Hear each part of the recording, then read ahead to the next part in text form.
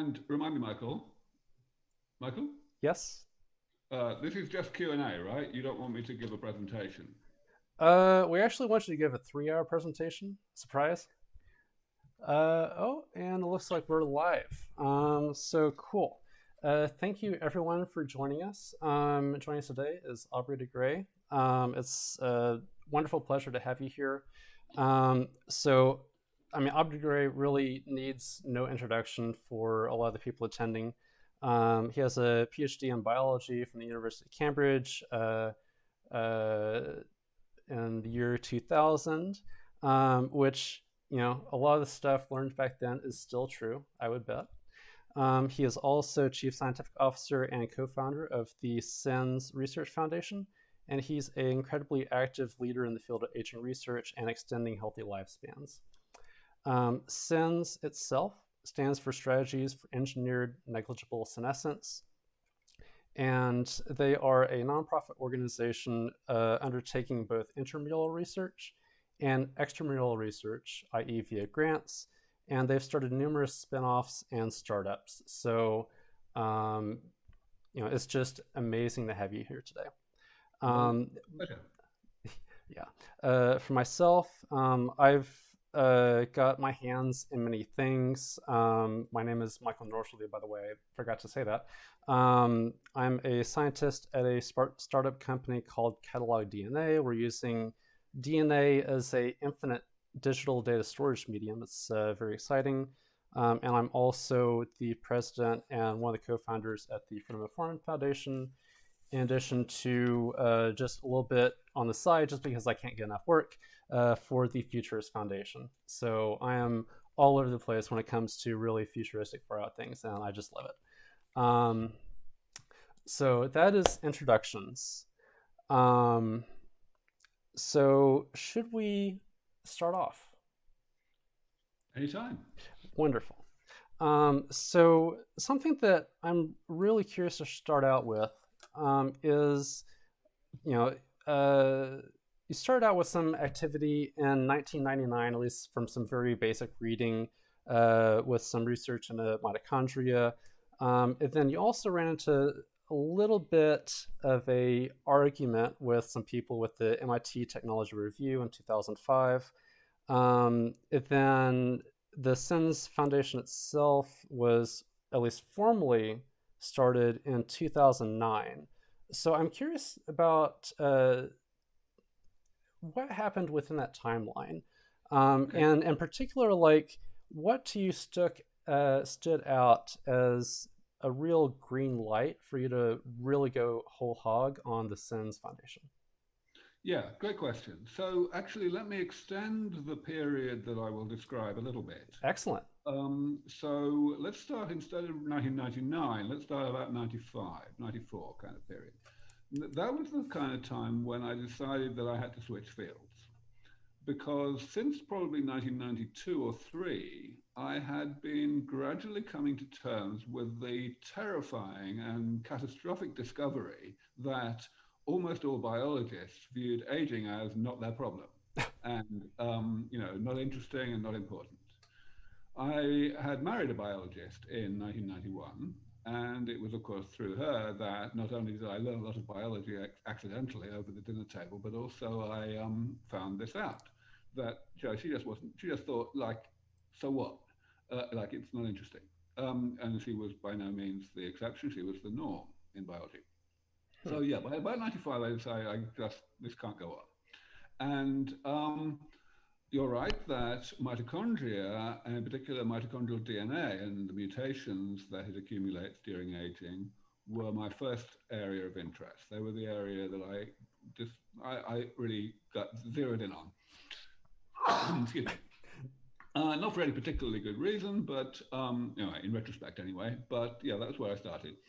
And I published a few papers on the mechanisms whereby mitochondrial mutations accumulate and why they matter, how they actually become disproportionately toxic for the abundance that they have. And all of this was quite well received. And around that kind of time, I started going to conferences, starting in, I'm going to say, 97. And it actually benefited me at that time that I did not have formal training in biology. Firstly, because the thing I did have training in was computer science. I was coming from artificial intelligence research, and that just gave me a new way of thinking about the problem that was different from what career biologists did. And that was allowing me to come up with good ideas that really, the people who were in the field should have had themselves, but they didn't. So you're the pesky Second, outsider. right. The second way it helped me, I mean, of course, this is not particularly unusual. The most conspicuous example that everybody always mentions is that the whole of molecular biology was invented by a bunch of physicists back in the 1950s. Um, but yeah, so the other thing was that it worked in terms of my gaining respect in the field. That people said, well, okay, this guy doesn't even know how to work a pipette, and he's having these really good ideas that we should have had. He must be really smart. So I was able to get listened to a lot faster than one normally would in the field. And then was the big eureka moment in the year 2000. So over the period, I'm going to say 98, 99, I had become increasingly uncomfortable with my own focus on mitochondrial DNA and realizing that, no, there was a lot more to aging than that, and I should be diversifying. And as time went on, of course, I was accumulating more and more knowledge about the field because, I mean, this is only a few years in, right? But in the year 2000, I had this massive eureka moment realizing that actually repairing the accumulating damage in the body would be a lot easier than slowing down the rate at which the damage is generated, which was essentially the paradigm that was dominant in the field at that time. But basically that's what we already do with simple man-made machines. We don't stop rusting from happening in cars and airplanes. I mean, we minimize it as best we can, but we know that it's going to happen, and we live with that, and it's fine because we know how to remove rust every so often so that it doesn't get to the level of abundance that causes the doors to fall off. That's really all it's about. And it works. It means that is the reason why we still have 100-year-old cars that were designed to last maybe 10 years, right? And I realized that the same applies to the human body because the human body is a machine, after all. I mean, maybe it's a really complicated one, but it's still a machine. Right. So the big moment was when I realized that actually from what we already knew, we could actually envision a panel of interventions that would be pretty comprehensive in terms of repairing damage. Back then, really the only intervention in terms of damage repair that people were thinking about and knew about was stem cell therapy to repair one type of damage, namely loss of cells dying and not being automatically replaced by cell division. And everyone knew that it existed, but gerontologists didn't really pay much attention because they knew perfectly well that that was just one small part of the damage accumulation in aging, and on its own, it wouldn't make any difference to speak of. So they just didn't pay attention. So I was the first person to come along and realize that actually, if we included that as just one part of a wide panel of interventions, all of which I could sketch out in broad strokes, then we had a chance. And I started talking about this. And at that time, I was embarking on what happens when a scientist in any field comes up with a really dramatic paradigm shift. And I was not blind to this. I knew exactly what was coming to me because, as I say, I had been married to a biologist for nearly 10 years at that point, and I was familiar with what happens in such situations. So it was no surprise to me at all that initially almost nobody understood a word I was saying. And I was having to struggle, of course, to find the best way to explain it, which, in itself takes time. And so there was this very, fitful up and down period of at least 5 years, maybe 6 or 7 years, when I was just trying to get people to understand what I was saying and to read what I was writing, which initially they felt they didn't really need to because it was so irrelevant. And to understand that there were various areas of biology that they needed to get on top of, which had hitherto been completely irrelevant to gerontology, or they thought it was irrelevant. So that took time. And during that time, as you mentioned, there was some quite acrimonious controversy. It went through, it was very much a classical case of the Gandhi stages. You know, first they ignore you, and then they ridicule you, and then they fight you, and then they pretend that they were with you all along, right? So the first stage took maybe 2 years. People just, well, they already knew that I was smart, as I mentioned earlier. What year was this? Well, starting 2000. Okay. So I started really talking about this early 2001. So for the really 2001 and 2, people were just in stage one. They knew I was smart. They knew that I'd published a bunch of interesting ideas over the previous few years. They kind of took the view that, well, this is obviously complete nonsense, but he's smart. He will come to his senses soon enough. Let us just let it happen, right? Then things started to change because journalists started getting interested. And my more high-profile colleagues started getting phone calls and having to actually express an opinion about the validity or otherwise of what this crazy guy was saying. And of course, the thing is, they hadn't actually understood what I was saying. And they knew they didn't understand it, but they also knew that they mustn't admit that they didn't understand it. So it was a case of get the journalist off the phone as quickly as possible in order to preserve one's image as all-knowing, right? And, so of course the best way to do that is ridicule, right? So I was the subject of a lot of that. But here's the problem that I had then, that was off the record, so I couldn't respond to it. So basically my only option at that point was to actively pick fights, to actually get a bit personal with some of the more thin-skinned members of the establishment, and to kind of, get people angry enough that they would actually set down in print their problems with what I was saying. So that happened in two forms, both of them in 2005. One of them in MIT Technology Review, and one of them in a journal called EMBO Reports, an academic journal. Yep. And of course, the result was I was able to, point by point, rebut very unequivocally the criticisms that were being made of what I was saying. And everybody who had any sense saw pretty quickly that actually, they had been overly hasty in dismissing this whole concept. Now, of course, because it got acrimonious and because there were lots of egos involved, it did take a few more years after that for all the dust to settle. But that's fine, that's how it's supposed to be.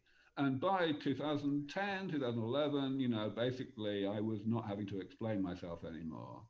And then the big kind of curtain, the curtain was really heavily brought down on that whole period by the Hallmarks of Aging paper that came out in 2013, which was a root and branch restatement, not a perfect one, but a fairly good one, of what I had said 11 years previously. And, Did you get cited? And oh, no, on the contrary. Of course not. If they had cited me, they wouldn't have been able to publish the thing because of lack of originality, right? But that's fine. I didn't care about that. I was getting quite all the credit that I did privately. What mattered to me was that the idea was out there and being accepted as mainstream and orthodox. Right. And in fact, more than mainstream and orthodox. That one paper was by some distance the most highly cited paper in the whole of the biology of aging in the past decade. It is literally holy scripture in the field these days. The reason it's cited so much is basically all the citations are the same. They're in the introduction. They go, hello, here is what we're doing. You may wonder whether what we're doing is important and interesting. Well, the Hallmarks of Aging paper says it is, therefore it is. Now read on. That's kind of how it is. So I never have to explain myself anymore. Not to scientists. Good. Excellent. So that is great. That is excellent. So I think that we can probably maybe get into what SENS is actually doing nowadays, because that itself is a pretty big topic. And again, we got like research inside SENS, research outside SENS, and then all the numerous spin-offs and startups. But before diving in, I do want to be a little bit meticulous in how we frame this. And I think that there's like a few different areas of research, or maybe stages of research that we can talk through. And that might be description and discovery, like what are the real biological systems doing?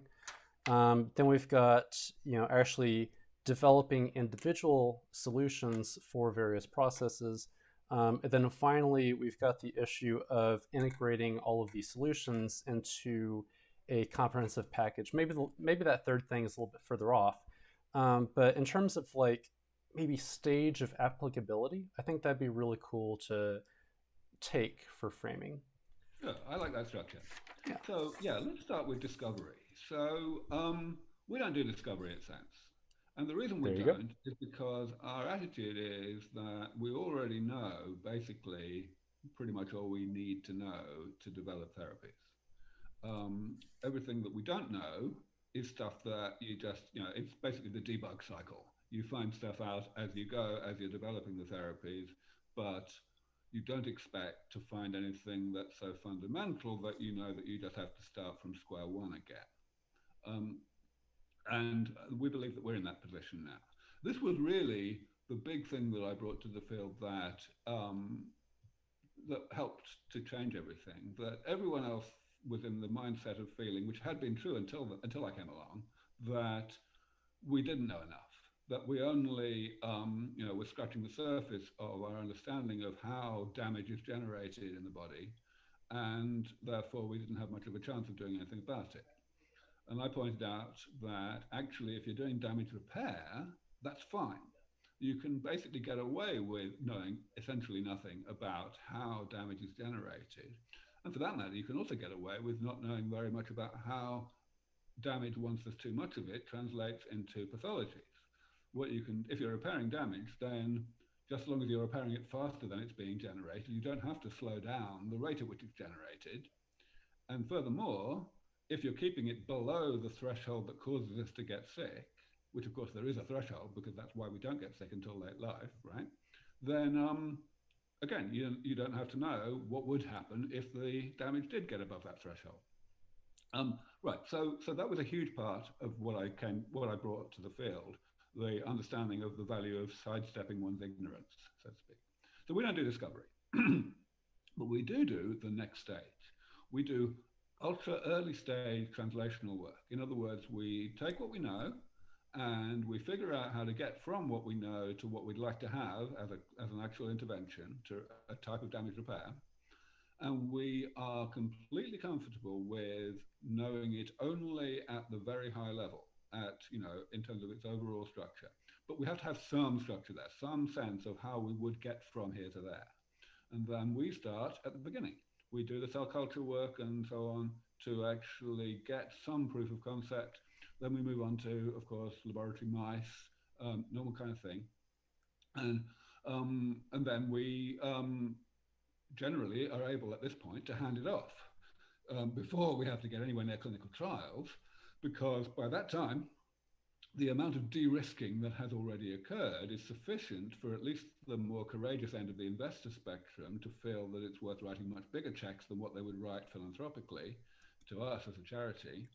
And therefore we can spin these things out of startup companies. We've done that half a dozen times now. And of course, it's not just us. We've, nucleated an entire culture around this. So there's literally way over 100 companies now that are doing very closely aligned work. So then you bring up a very important point at the end of your question, which is the combining of these therapies into a panel. This is absolutely a vital component of what we do, because damage repair by its definition is very much a divide and conquer approach. Any one of these types of damage can happily kill you on its own, more or less on schedule, however well we fix all the others. And the thing is, there's no obvious commercial route towards doing that. The reason why these early stage research projects can be spun out into companies at this very early stage is because there are intermediate clinical applications for them. There are always going to be some subset, some small number of people who, perhaps for congenital reasons, are accumulating one particular type of damage incredibly fast, far, far, far faster than a normal person would, but they're not accumulating the other type of damage all that much faster than a normal person would. So that means they get sick in a particular well-defined way and early in life, and the repair of that one type of damage will help them a lot, and therefore will be profitable. So that's the route towards eventual application. But there's no real way to incentivize companies that are in that position at that stage to actually distract themselves by working together and combining things. So we believe that this is a key thing that will remain for some time to come, the key responsibility of the nonprofit sector, and specifically SENS Research Foundation. It's at a relatively early stage, of course, because at the moment, hardly anything is working well enough individually for us to use it as something to combine with other things that are working, right? But we're starting.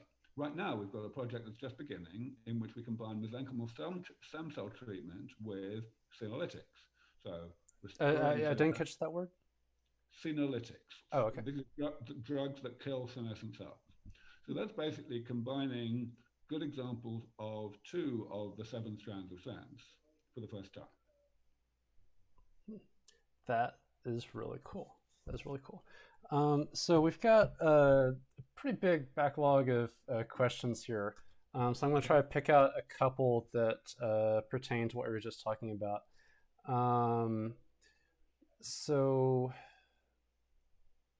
There's a question about cost, but I want to hold that for later because I want to get into some more social issues a little bit later. This is a good question by Alex Rutherford. On the topic of repairing damage, do you think that future therapies may be more risky for older people with more accumulated damage? Do you think there will be a cutoff age of sorts? Okay, so yeah, that's a good one. There's 2 parts to answering that question. There probably will be a cutoff age, but that cutoff age will advance with time as we get better at doing this. And eventually, the cutoff age will be beyond what we currently consider to be legally dead, which is a large part of the reason why I am a strong and vocal proponent of cryonics research. Yes, absolutely. There is going to be a greater difficulty in repairing someone who's in a worse state. However, the wrinkle relative to that, relative to how the question was asked, is it's not really because the people have more of the target damage types, the damage that accumulates throughout life. The reason why it's going to be more difficult for older people is because they've got the pathologies of late life, the actual consequences of that damage that accumulate in terms of functional decline. So it's more to reverse. Well, it's more and more types of things to reverse. Not exactly, but kind of. It's really that the pathologies kind of acquire a life of their own. They have their own positive feedback, so to speak, that accelerates them and self-sustains them. So that even if we were to remove the underlying damage whose accumulation eventually drove the emergence of those pathologies, nevertheless, they might not be able to resolve on their own. Now, in some cases, they'll be able to resolve on their own, but we will have to see. And in particular, what we can certainly say is that there are certain implementations of the damage repair that would not be compatible with the state of health of some of these people. So, for example, some of them might involve surgery, replacing whole organs with artificial organs, and that's not something you can do to someone who's at death's door. So, yeah, those are the kinds of issues that come up. But if the questioner is asking whether it would really be different or more challenging to treat someone who is, let's say, 60 relative to someone who's 40, because they've got more damage, even though they don't yet have the pathologies, then I would say no, it won't be more difficult. That's good to hear, actually. It's really good. Okay, so let's keep going. One of the more unusual, or at least unexpected things for me as I was going through the SENS publication list was a couple of publications that were talking about the extracellular matrix, like collagen, like cross-linking and a process called glycation. That's very intensive biochemistry. But like, uh, like that has a role with tendons. I assume that there's like other tissues in the body for which elasticity also matters. So, in terms of like this physical property of elasticity, I don't know. Can you maybe go through that and Sure, like totally. talk? Yeah. Sure, and I should probably go through it in a little bit of detail because it doesn't get much attention these days. Fundamentally, the reason why it doesn't get much attention is because the people who wrote the Hallmarks of Aging paper that I mentioned earlier back in 2013, they just left it out. You know, when I first saw that paper, I was completely horrified. And I wrote to all the authors and I said, listen, great job. Thank you for restating what I said a decade ago, except the word glycation just doesn't feature in your whole paper at all. What the fuck? And one of them wrote back and said, yeah, we really should have had 10 hallmarks, shouldn't we? But there you go. Anyway, so yeah, there is this process, a chemical process by which the proteins that compose this thing called the extracellular matrix that gives our various tissues their elastic properties, those proteins react with sugar that is in the circulation. And usually that's harmless, and in fact it is spontaneously reversed. But occasionally that doesn't happen. Occasionally it's really baroque with a lot of biochemistry. There are whole conferences about this one thing, right?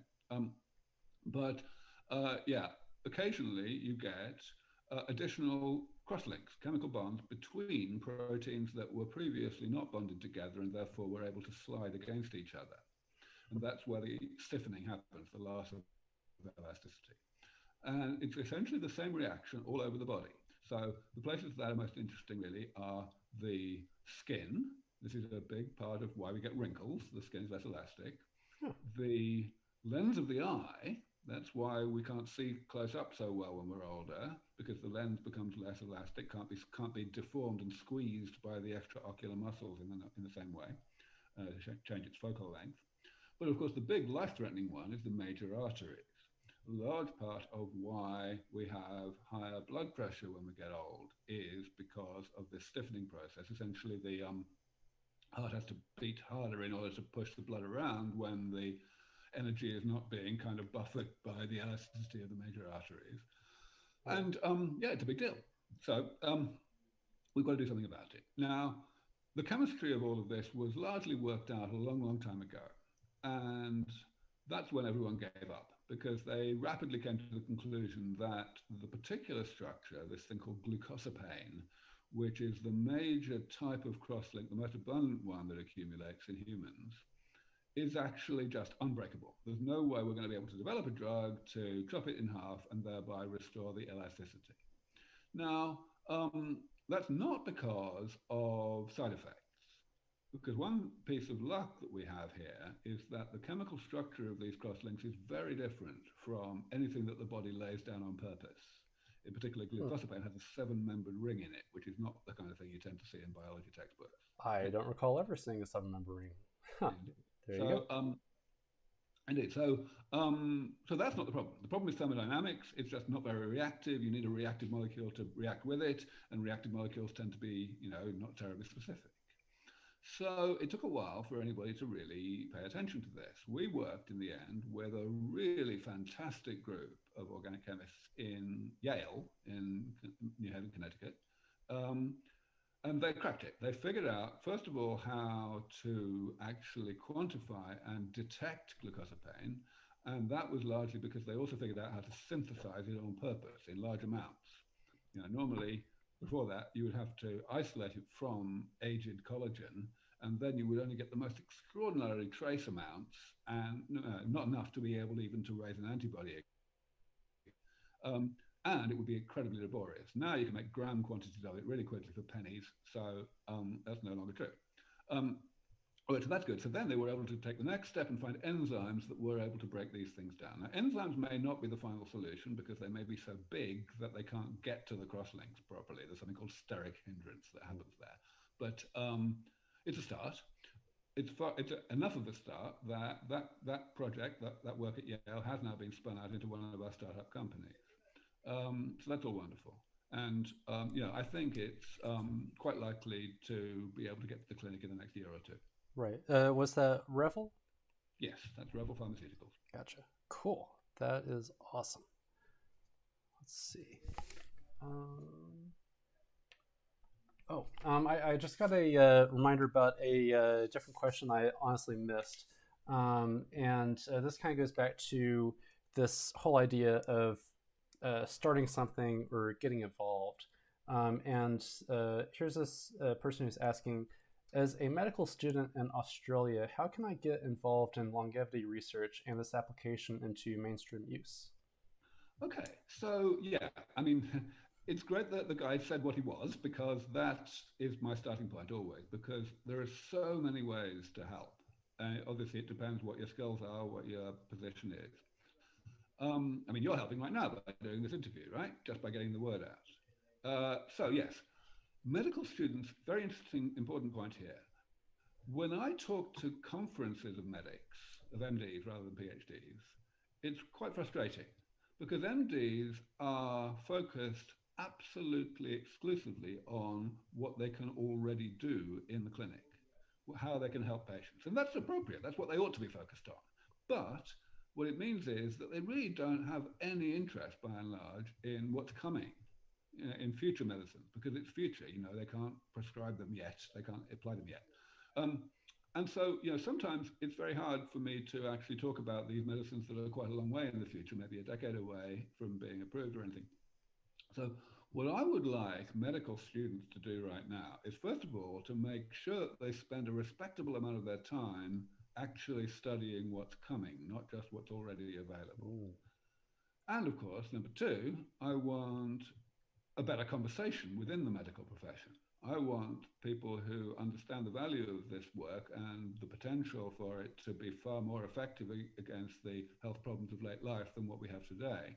I want that to be understood and anticipated by the whole medical profession in a manner that will help them to actually bring this to the clinic in the shortest possible time once the PhDs have done their part.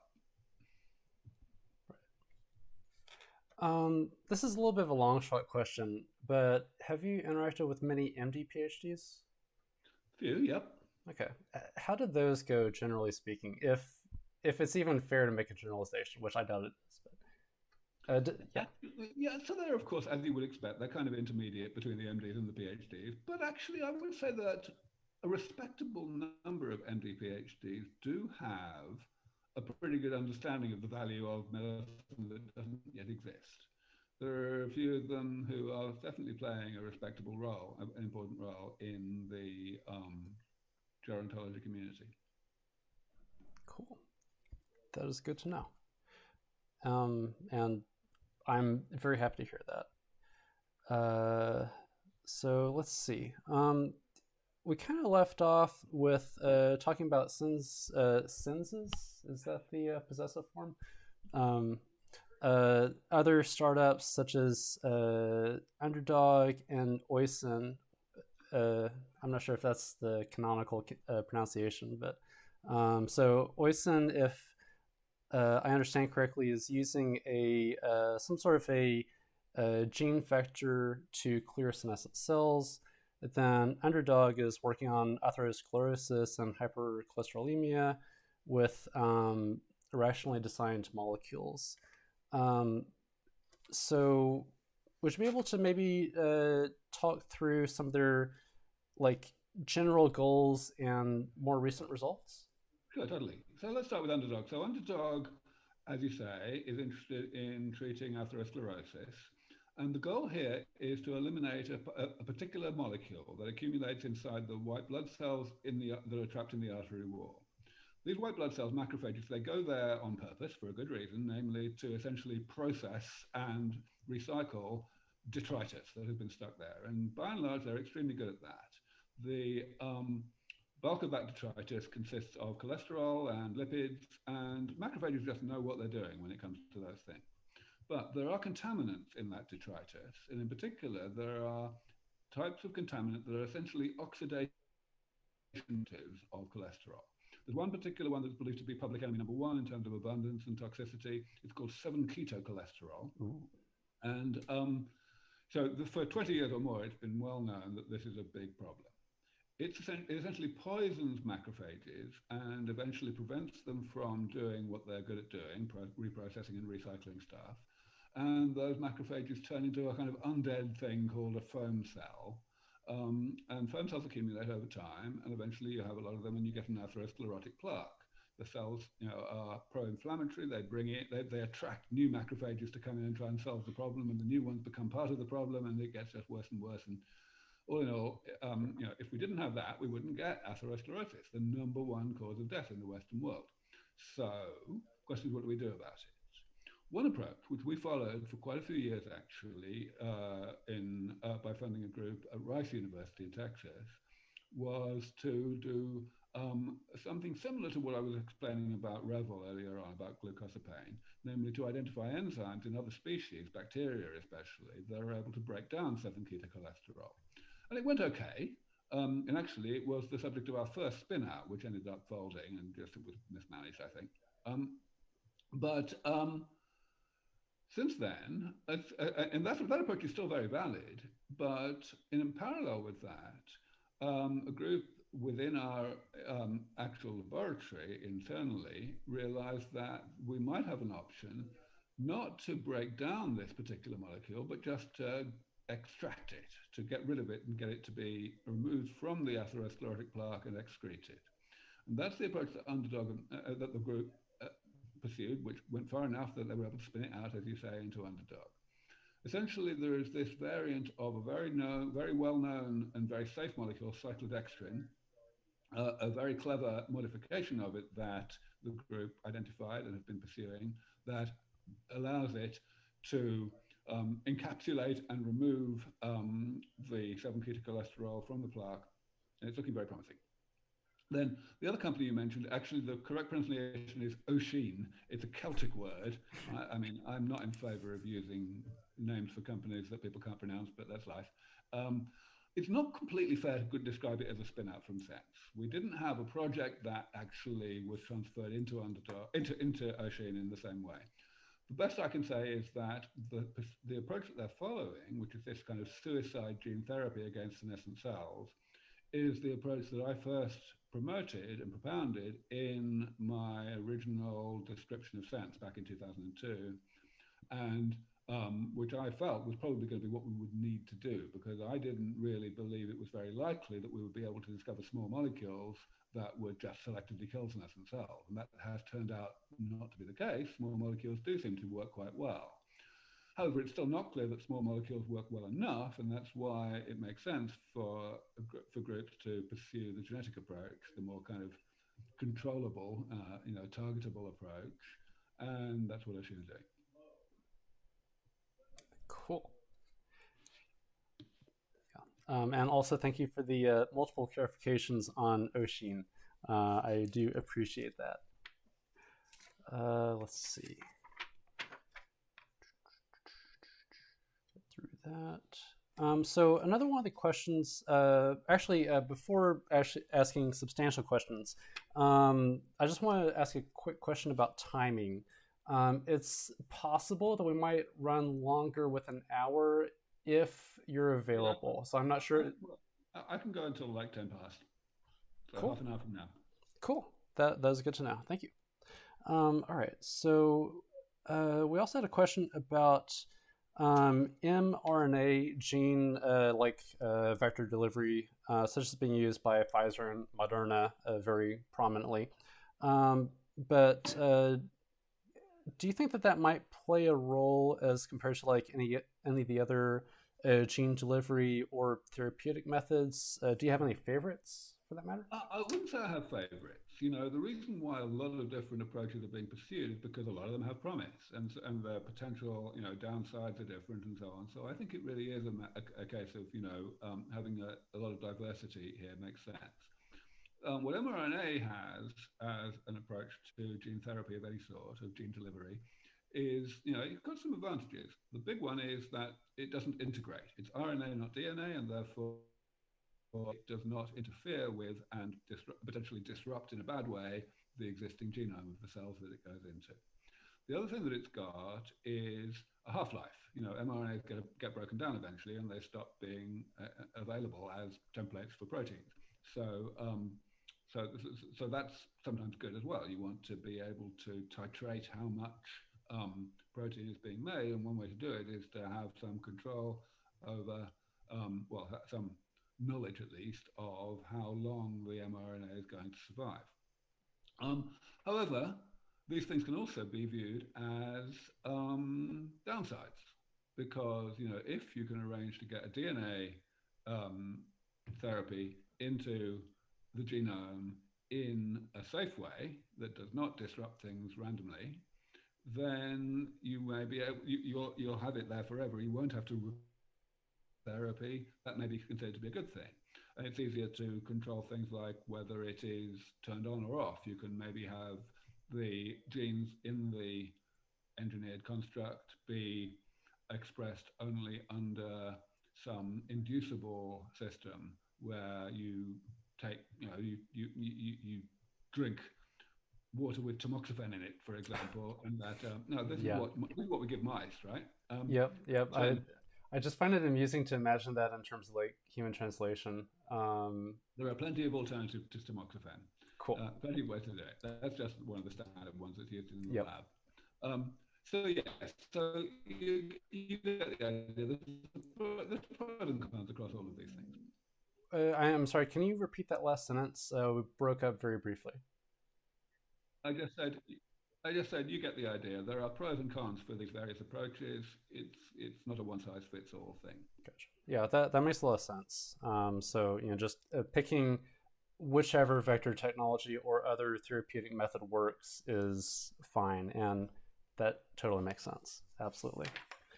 So I think that we should probably go on a little bit to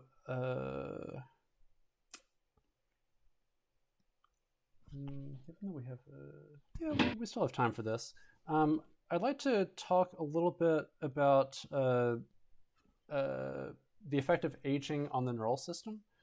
So like you've got neurodegeneration, you've got dementia, which is a major cause of loss of health among the elderly populations worldwide. And I'm just curious, like, what the status of that family of research topics is. Right.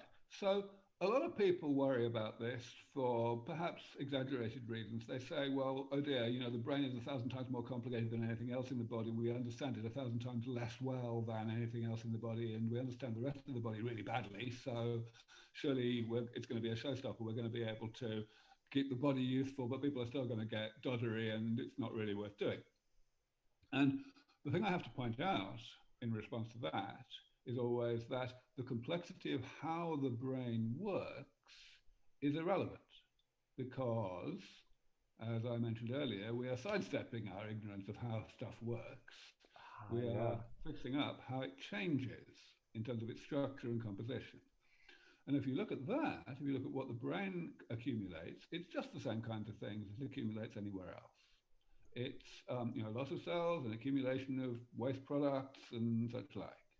So the same kinds of approaches, the same 7 types of damage definitely are in the brain as they are in the rest of the body.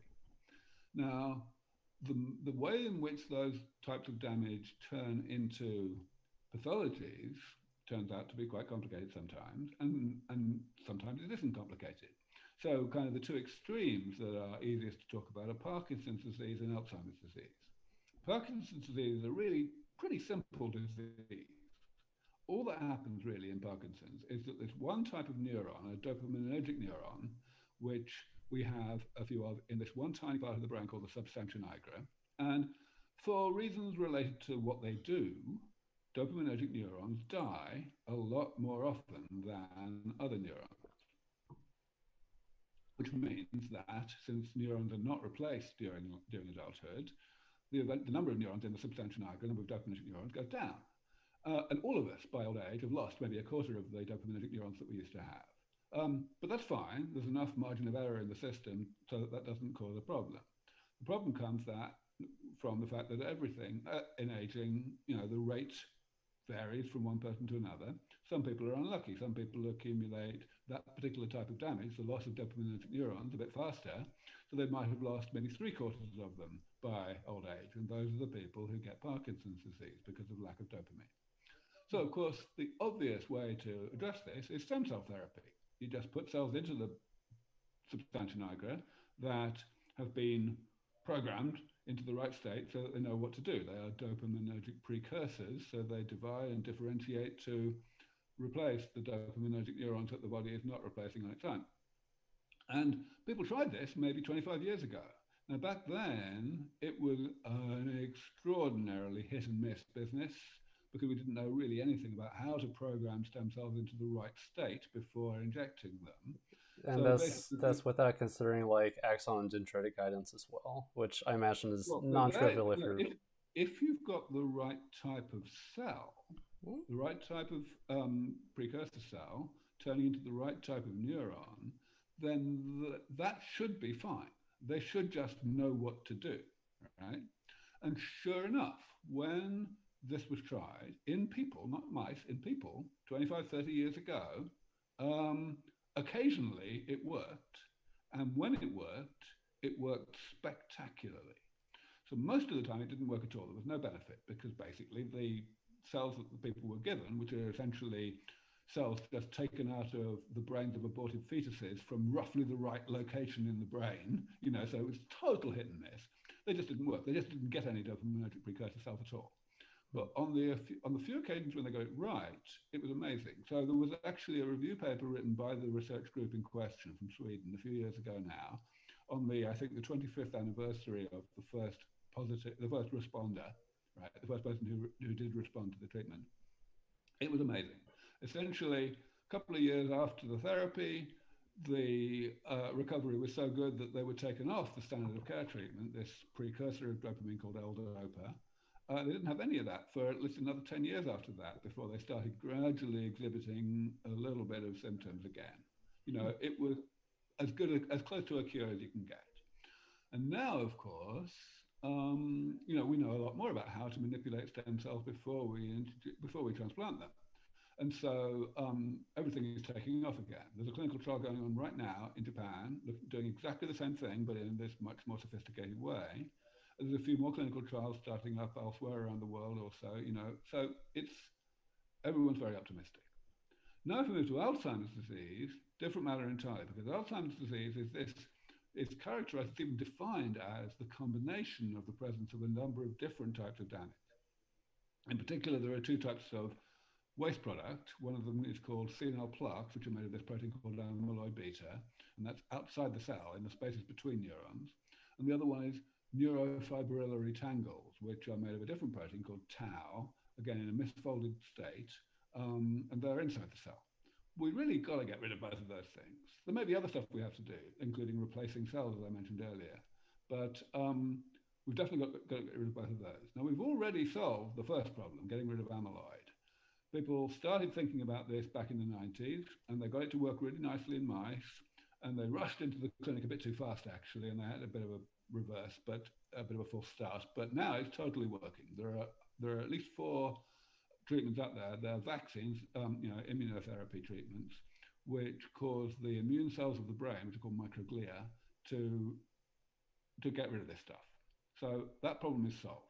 Now, the impact on cognitive function of people who receive such a treatment is pretty much near zero, with the result that these therapies have not actually been approved.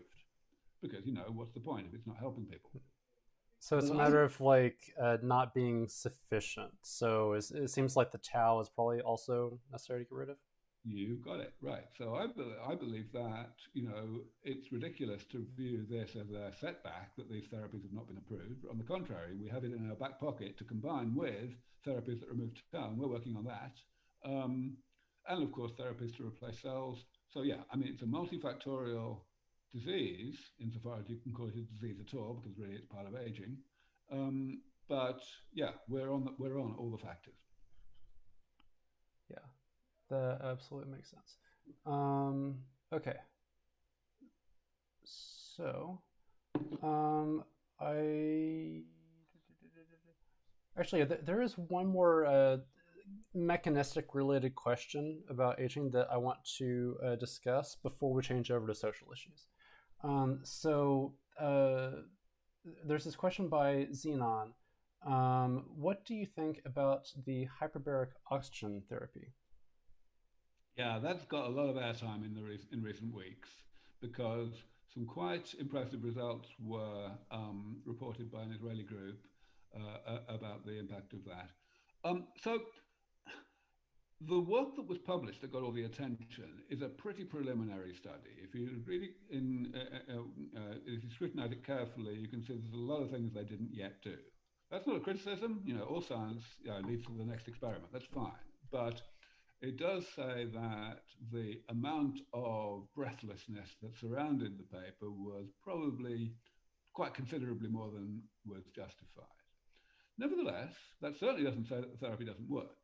And indeed, there is plenty of anecdotal data out there saying that people who are trustworthy and who do not get fooled by placebo effects and so on, people really reporting pretty impressive self-reported results. So I definitely believe that it's promising, but it's definitely not the entire holy grail. Gotcha. Cool. Excellent. With that, I think that we should probably shift over to more social stuff, and like at least social adjacent, if you will. One of the things that has really stuck out to me actually is, I mean, honestly, the CEO of SENS, James O'Neill, like his career has included oversight roles at the NIH, FDA, CDC. He was also representing the United States at the World Health Organization. And I'm curious how those experiences, and experiences like those, I'm sure you could rattle off all day, like how those have impacted how SENS interacts with regulators, and which interactions have been positive and maybe more learning experiences. Yeah, great question. So Jim has been our CEO only for about a year. He took over from original CEO Mike Cope because Mike went on to be co-CEO of Underdog. Um, and you're absolutely right. Jim has a very distinguished track record when it comes to policy matters. We have been working in the kind of early stages to try to leverage that, to start conversations among people who have purse strings and so on, to improve the quality of governmental understanding of these things. But it wasn't really the right time to do it. The final year of an administration, and now, of course, everyone who we were talking to, or almost everybody, is out of a job. So the timing wasn't really ideal for this. But that's fine because we've nevertheless continued to have the conversations, including with people on the other side of the political aisle. And I very much expect that over the next few months and the next year or two, there will be a big change in that. But I can't really, give you any massive specific good news in that regard right now. Simply we haven't got far enough for that process to be able to say anything particularly concrete. Sure. Okay. Cool. That is all good. One step at a time. So also in terms of like social impact, like this is very big, overall set of questions. But yeah, honestly, I want to start off with the biggest one, and that is how do we actually make life extension treatments affordable? I watched the phrasing on that, but that is the question. Right. Okay. So people think this question's hard, but it really isn't hard at all. The reason people think it's hard is because they look at medicine today, and that is a mistake. Because yes, medicine today is very expensive when it's new, very expensive to provide, no surprise there. And sure enough, it is enormously limited by ability to pay. The reason it's limited is not just because the USA has a private healthcare system, not at all. It's just as true, or almost as true anyway, in single payer systems. The problem is that people don't want greatly elevated amounts of taxpayers' money to be spent, making it less dependent on ability to pay. They could do, but they don't. Why not? Very simple reason. The medicines basically don't work. I'm talking here, of course, about medicines for the elderly, because that's what we're talking about here. You know, the large majority of medical care for the elderly, for medical care in the whole of the industrialized world goes on the elderly, right? People in their last few years of life who are really sick with these chronic conditions. So, um, you know, it's not a precedent for the situation where the medicines do work, which is the thing that we're actually talking about. So let's look at what the situation actually would be then. These medicines are going to be unbelievably economically beneficial. Forget the humanitarian imperative. You can even forget the electoral imperative, the fact that it's going to be possible to get elected unless you have a manifesto commitment to provide this stuff. Just look at the economics, the mercenary side. The amount that we spend right now on keeping people alive in a poor state of health is vast. And, and even though these preventative maintenance therapies are going to be expensive, they won't be nearly as expensive as the treatments. Secondly, the indirect costs are even bigger. The fact that the kids of the elderly are going to be that much more productive because they're not having to spend all that time looking after their sick parents.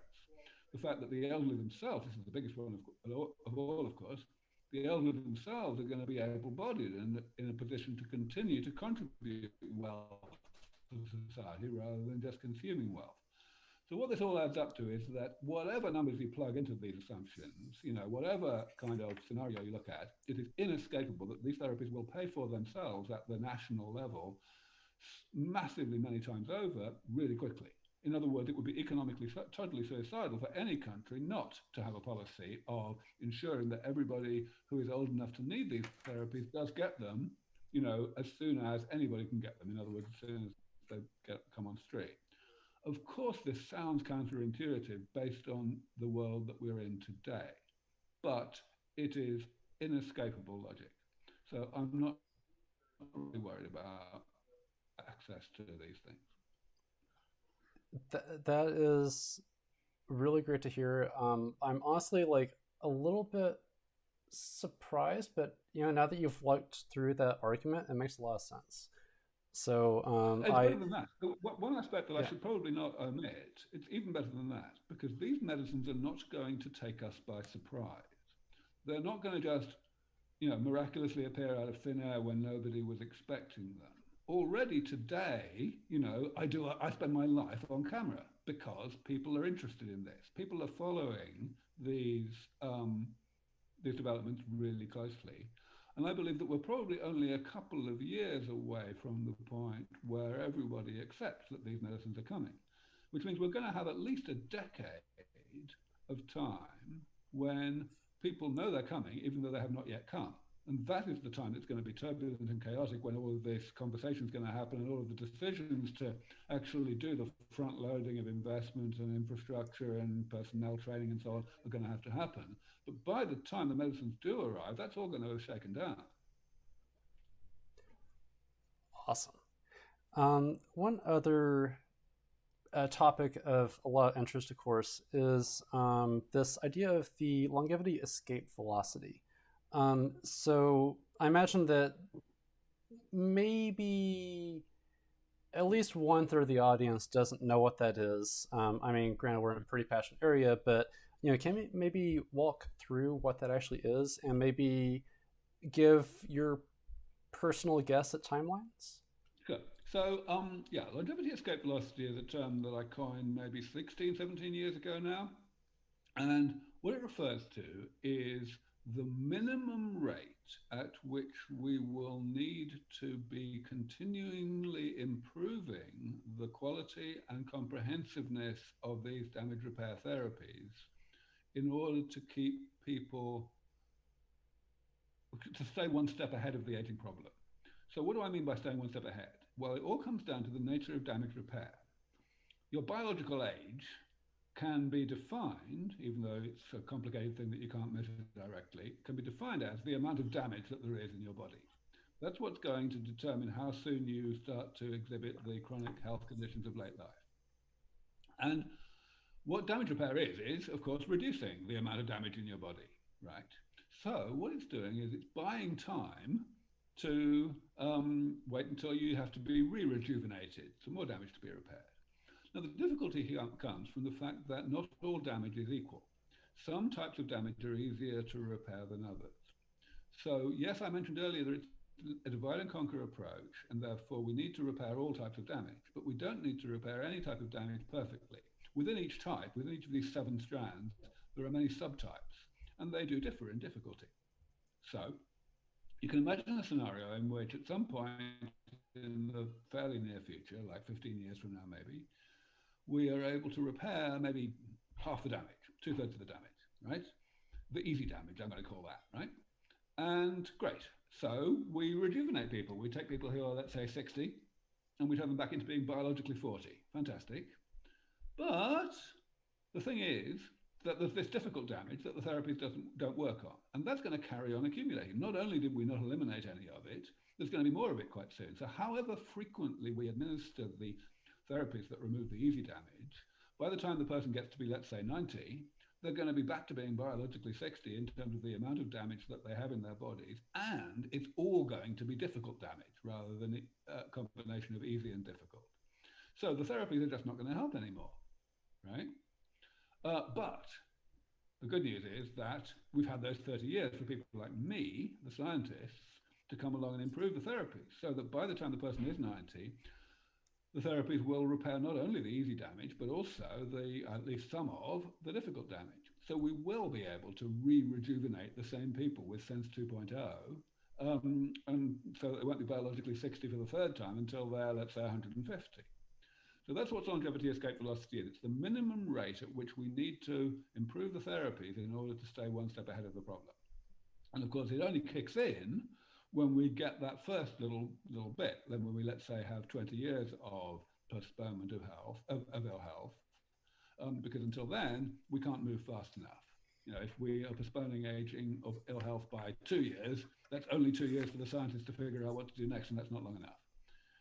Okay, so that's what longevity escape velocity is. How soon will we get there? I think my guess at the moment is that we have a 50-50 chance of getting there within about 15 years from now. Okay, that sounds reasonable. I would maybe hope for a little bit faster, but then again, it is what it is. It still sounds good. You can only do what you can do.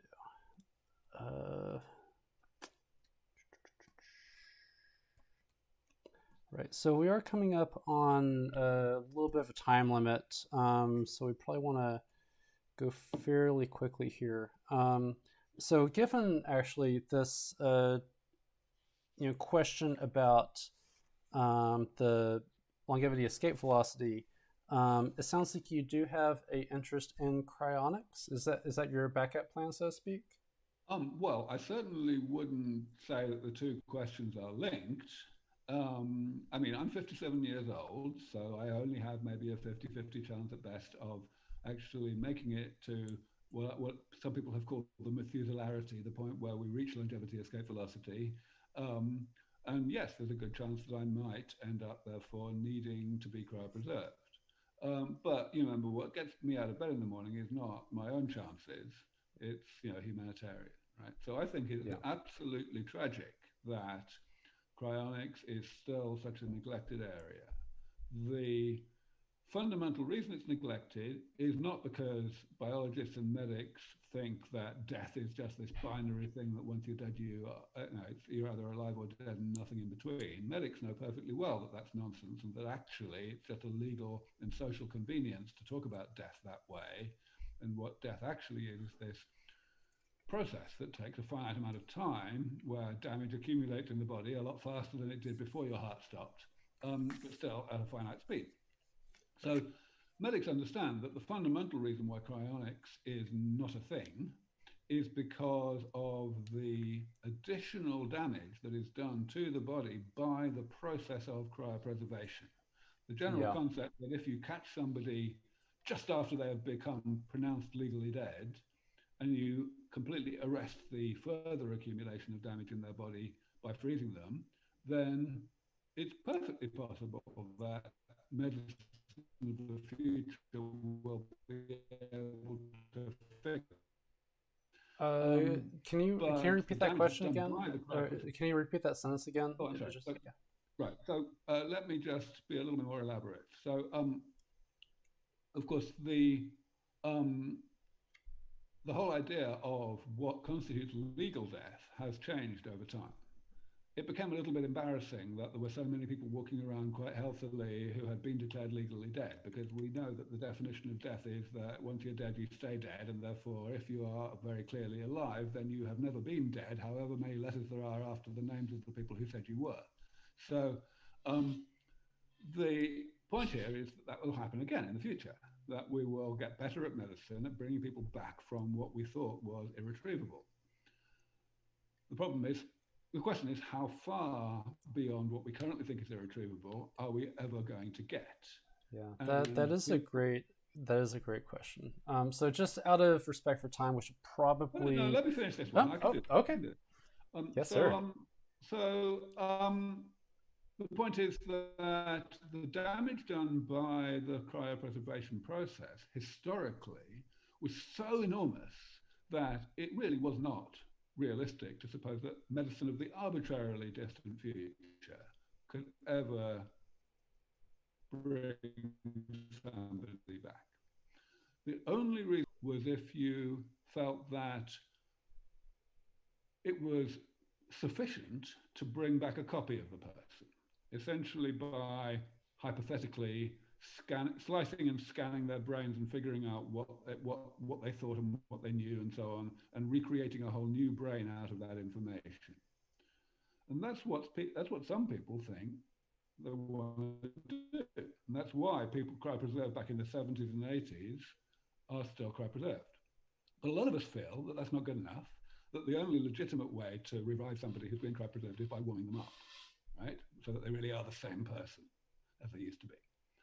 And that requires us not to have done too much damage to them by freezing them in the first place. So about 25 years ago, there was an enormous breakthrough where a kind of elaborate cocktail of cryoprotectants was discovered that allows the body to be frozen without crystallization, without forming ice crystals. And that reduces by a very large factor the amount of damage that's done to biological material as a result. And it's the basis for why now we're kind of on the margins. It might just be possible in the distant future to warm people up that are being cryopreserved at the best quality that's possible today, and fix them up, fix up what they died of, and so on. But it's still nowhere near good enough. The cryoprotectants are a bit toxic. There are other things that happen. However, there's very, very promising research, including one of our spin-outs, which is led by the person who used to be our chief operating officer. It's called Arigos, ARIGOS. And they have unbelievable technology that will further reduce by at least another couple of orders of magnitude the amount of damage that's done by the cryopreservation process. I'm convinced that their technology is what it's going to take to make cryopreservation a real thing. Solid. That is awesome. So with that, I think that we should probably start going into maybe tying things off. And that is there a fundraiser with matching donations currently taking place for the SENS? Yeah. Oh, yeah. So we do this every year. At the end of every year, we generally recruit one or two of our high net worth donors, and they come in and offer us a matching pledge. So basically, for all of the small donations that are provided to us, they give a dollar for dollar match. This year, we've been very fortunate to go one further. So one of our major donors, Michael Antonov, who was one of the co-founders of Oculus, he put up a whole chunk of money, but he said, listen, I think maybe we should not do this with me on my own. Instead, maybe we should get a whole bunch of other donors, maybe not giving as much as me, but giving 5 digits and up, to come in as a kind of co-challenge, a co-match. So that's what happened. We were able to collect a bunch of donors, one from Michael's own network and others from our network, and to accumulate them up to, at this point, about $400,000 to match his. Actually, he put in $600,000 So basically, the first $400,000 that we receive is not doubled; it's trebled from the small donations. Even when we tip over the 400 mark, which we're quite close to right now, if I'm not mistaken, we will still be doubling with the residual 200K from Michael himself. So yes, that's very much happening now. We're extremely pleased. It definitely seems to have worked. The amount of money that we've received in small donations, where small means below 10 grand, adds up to more than it ever has in any previous year. And of course, you don't have to be giving, you know, 5 grand, 2 grand. You know, if you give $10 or $100, whatever you can afford, and it's a charity, of course. You know, we're a 501c3, so you get a tax write-off. So anything that anyone watching wants to provide, you can be sure that it's the best place you can possibly put your money in terms of the impact on the alleviation of suffering in the future. That is wonderful. So the way that our viewers today can donate would be, I assume, going to sens.org/donate. That is right, yes. In fact, just go to sens.org. It will be hard to miss the donate button. There you go. That is awesome. Okay, so I don't think that we have any further time, at least for questions that I have. Would you like to say anything else before we wrap up here? Well, in terms of questions, why don't I just say that the Sense.org website not only has a donate button, it also has a huge amount of information written for every kind of audience, from complete novices all the way to absolute experts. And it also has a contact form, so you can ask us questions there, and I see all of them. So I can guarantee that we are very well behaved at answering questions that come into us that way. Also, anyone's perfectly welcome to write to me by email at aubrey@sense.org. So yeah, that's really the main thing I wanted to say, that we are open for business. We are very much open for any kind of inquiries and interactions, as well as donations. That is wonderful. Okay, so I think that I'll go ahead and take us through a sign off here. So thank you again to everyone here for watching and participating. This has been a lot of fun. Please consider donating to the SENS Foundation at sens.org. And if you have space for a second donation, please also consider donating to the Futurist Foundation at thefuturistfoundation.com. I don't want to push too hard on that because, obviously we don't want to take anything away from SENS. But if you happen to have an extra couple of dollars sitting around, it'd be very much welcomed. The links for both of these will be in the description for the video. So yeah, thank you so much, Aubrey. And thanks again to all of our viewers for all the wonderful participation. So thank you so much. My pleasure. All right.